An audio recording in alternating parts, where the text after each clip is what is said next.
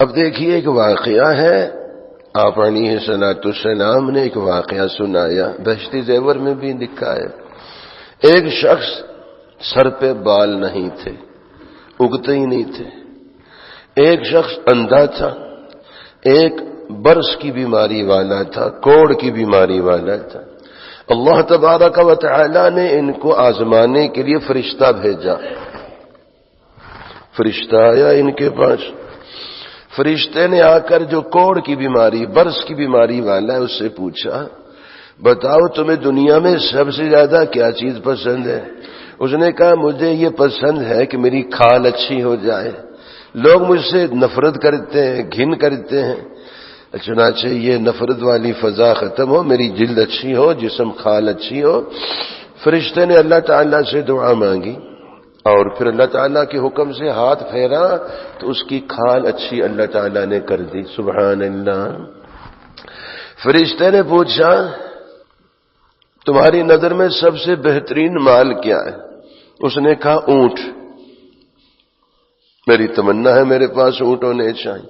فرشتے نے دعا مانگی اور بہت سارے اونٹ اللہ تعالیٰ نے عطا فرمائے، وہ اس شخص کو دے دیے۔ پھر یہ فرشتہ یہ انسانی شکل میں اللہ تعالیٰ کی طرف سے آزمائش بن کر اس آدمی کے پاس گیا جس کے سر پہ بال نہیں اگتے تھے۔ تمہیں کیا چیز پسند ہے؟ اس نے کہا کہ میرے سر پہ بال آ جائیں۔ چنانچہ فرشتے نے سر پہ ہاتھ پھیرا، اللہ تعالیٰ کے حکم سے بال اگ کے آ گئے۔ تمہارے لیے کیا مال پسندیدہ ہے؟ اس نے کہا گائے۔ فرشتے نے دعا مانگی، بہت ساری گائے اس کو دے دی اللہ تعالیٰ نے۔ اندھے کے پاس گیا، آپ کو کیا چیز پسند ہے؟ اس نے کہا مجھے پسند یہ ہے کہ میری بینائی آ جائے، میں ان آنکھوں سے اللہ تعالیٰ کی نعمتوں قدرتوں کو دیکھوں، اپنے والدین کو، ان پیارے رشتوں کو دیکھوں۔ فرشتے نے اللہ تعالیٰ کے حکم سے ہاتھ پھیرا تو بینائی واپس آ گئی۔ تمہیں کیا مال پسند ہے؟ اس نے کہا مجھے بکری پسند ہے۔ اللہ تعالیٰ کے حکم سے بہت سی بکریاں ان کو دے دی۔ اب یہ فرشتہ چلا گیا۔ کچھ عرصہ کے بعد اونٹ والے کے پاس آیا، بہت زیادہ اونٹ ہو گئے تھے، بہت زیادہ اس کا مال ہو گیا تھا، اور بیماری اس کو کون سی تھی؟ کوڑ کی، برس کی کوڑ کی بیماری تھی۔ اب آ کر سلام کیا، فقیر کی شکل میں آیا، وہی فرشتہ فقیر کی شکل میں آیا، اس کوڑ کی بیماری والے کے پاس آیا اور آ کر کہا میں مسافر ہوں، فقیر ہوں، پردیسی ہوں، میرے پاس سواری نہیں ہے، اللہ کے نام پہ، جس رب نے آپ کو یہ سب کچھ دیا ہے، اس ذات کے نام پہ میں مانگتا ہوں مجھے ایک اونٹ دے دو، میں اپنی منزل تک پہنچنے میں مدد لے سکوں۔ اس نے کہا میرے اوپر بڑے حقوق ہیں، میں اتنا فارغ نہیں ہوں، بڑے حقوق ہیں میرے ذمہ، ان کی ادائیگی میرے ذمہ ہے، میں کچھ نہیں دے سکتا۔ فرشتے نے کہا مجھے تو یاد پڑتا ہے آپ کو کوڑ کی بیماری تھی، لوگ نفرت کرتے تھے، اللہ تعالیٰ نے آپ کو شفا دی، اس رب نے آپ کی جلد اچھی کر دی، اور آپ فقیر تھے، کچھ نہیں تھا، اللہ تعالیٰ نے یہ اونٹ آپ کو عطا فرمائے۔ اس نے کہا نہیں نہیں نہیں، آپ کسی اور کی بات کرتے ہو، یہ ہمارے باپ دادا سے، ہم جدی پشتی مالدار ہیں، پیچھے سے سارا، ہم تو بہت مالدار لوگ ہیں، ایسا نہیں۔ فرشتے نے کہا اگر تم جھوٹے ہو اللہ تعالیٰ تمہیں پھر اسی حالت میں کر دے۔ ایک دم دوبارہ اس کو کوڑ کی بیماری ہو گئی، وہ سارا مال اس سے چھن گیا۔ اب گائے والے کے پاس آیا جس کو سر پہ بال نہیں ہوتے تھے، آ کر اس سے کہا اس پاک ذات کے واسطے سے تجھ سے مانگتا ہوں جس نے تجھے یہ سب کچھ عطا کیا، تو مجھے ایک گائے دے دو۔ اس نے کہا نہیں، میرے حقوق بہت ہیں، بڑی ذمہ داریاں ہیں، میں نہیں دے سکتا۔ اس نے کہا آپ جس ذات نے آپ کو دیا ہے، آپ کے سر پہ بال نہیں تھے، اللہ تعالیٰ نے شفا دی، آپ کے پاس کچھ نہیں تھا، اللہ تعالیٰ نے یہ سب مال آپ کو دیا۔ اس نے کہا نہیں نہیں، یہ تو ہمارا باپ دادا سے وراثت میں ہم بڑے مالدار چلے آئے ہیں. فرشتے نے کہا اگر تم جھوٹے ہو حق تعالی شانو تمہیں ویسا ہی کر دے. چنانچہ پھر اس کو بیماری لگ گئی اور پھر وہ سارا مال چھن گیا. اب بکری والے کے پاس ہے جو نابینا تھا، اس کو اللہ پاک نے بینائی دی تھی اور بکریاں عطا فرمائیں. اس سے کہا کہ اللہ تعالیٰ کے نام پہ دے دو، کچھ میں فقیر ہوں مسافر ہوں. اس نے کہا اس پاک رب پہ قربان جاؤں، مجھے تو سب کچھ اسی نے دیا ہے. میں نابینا تھا، میرے رب نے مجھے بینائی دی. میں فقیر تھا، میرے رب نے یہ سارا مال دیا ہے. اس پاک رب کے نام پہ جتنا چاہو لے جاؤ. چنانچہ فرشتے نے کہا مجھے تو ضرورت نہیں، میں فرشتہ ہوں، مجھے رب نے امتحان کے لیے بھیجا ہے. اللہ تعالیٰ تجھے یہ سب کچھ مبارک فرمائے.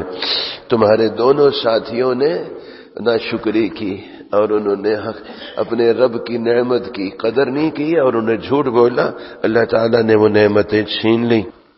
تم نے اپنے رب کا شکر ادا کیا، تم نے اپنی حقیقت کو سامنے رکھا. مجھے ضرورت نہیں ہے.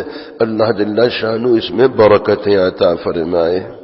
آپ علیہ الصلوۃ والسلام یہ واقعہ ارشاد فرما کر یہ فرما رہے ہیں یہ دنیا کا کام ایسا ہے بعض اوقات یہ انسان کو غافل بنا کر اللہ تبارک و تعالی سے دور لے جاتا ہے، بلکہ بعض اوقات ایمان سے بھی محروم کر دیتا ہے. اللہ تعالی ہم سب کے ایمان کی حفاظت فرمائے. اگر ایمان سے محرومی نہ بھی ہو، کم از کم اتنا ضرور ہوتا ہے اللہ جل شانہ سے جو تعلق ہونا چاہیے، اس کی اطاعت کے جو جذبے ہونے چاہیے وہ آہستہ آہستہ ختم ہو جاتے ہیں. دنیا کی راحتوں اور لذتوں ہی میں انسان منہمک ہو جاتا ہے. اس واقعہ میں آپ علیہ الصلوۃ والسلام یہ فرمانا چاہتے ہیں کہ اپنی حقیقت کو ہر وقت سامنے رکھنا، دنیا کی حقیقت بھی، دنیا کی حیثیت بھی، پھر اپنے رب سے اپنا تعلق بھی، رب کی نعمتیں بھی. جب رب ہی نے عطا فرمائی ہیں تو پھر اپنے رب کو ناراض نہیں کرنا ہے. بعض دفعہ آدمی نماز میں کوتاہی شروع کر دیتا ہے، تکبیر اولیٰ چھوٹ جاتی ہے، فرض نماز رہ جاتی ہے، جماعت کی نماز، دنیا میں مشغول ہو کر آدمی غافل ہو جاتا ہے. اس لیے دعا فرمائی آپ علیہ الصلوۃ والسلام نے اللہم لا تجعل الدنیا اکبر ہمنا ولا مبلغ علمنا ولا غایت رغبتنا. یا اللہ جل شانہ ہماری سب سے بڑی فکر دنیا کو نہ بنائیے، نہ ہمارے علم کی انتہا دنیا کو بنائیے، نہ ہی ہمارے شوق امنگ اور رغبت کا مرکز اس دنیا کو بنائیے. آپ علیہ الصلوۃ والسلام نے حضرات صحابہ کرام رضوان اللہ تعالی علیہم اجمعین کی تربیت اس طرح فرمائی کہ دنیا کا بقدر ضرورت استعمال ہو، دل میں اس کو جگہ نہیں دینی. دل میں تو اللہ تبارک و تعالی اور آخرت کی رغبتیں ہوں. حضرات صحابہ کرام رضوان اللہ تعالی علیہم اجمعین کے ہاں دنیا کی کوئی قدر و منزلت نہیں تھی، بلکہ جب ان کے سامنے اس دنیا سے جانے کا وقت آتا اور شہادت کا رتبہ نصیب ہوتا، بے ساختہ زبان سے یہ کلمہ ادا فرماتے لقد فزت ورب الکعبہ، رب کعبہ کی قسم میں کامیاب ہو گیا. چونکہ جنت ایسے آنکھوں سے ان کو نظر آتی تھی. اللہ کے لیے دنیا سے جانا، اپنی جان کا نذرانہ پیش کرنا انہیں کامیابی واضح نظر آتی تھی. غزوہ احد میں کافروں کی طرف سے دوسری مرتبہ شدید حملہ ہوا. حضرات صحابہ کرام رضی اللہ عنہم اجمعین شہید ہو رہے ہیں. ایک صحابی رضی اللہ تعالیٰ عنہ فرماتے مجھے احد کے پہاڑ سے جنت کی خوشبو آ رہی ہے. ان کی فکر سوچ لگن اس طرف تھی کہ کس طرح ہماری آخرت زیادہ سے زیادہ بہتر ہو. دنیا کا شوق، دنیا کا حصول بقدر ضرورت تھا.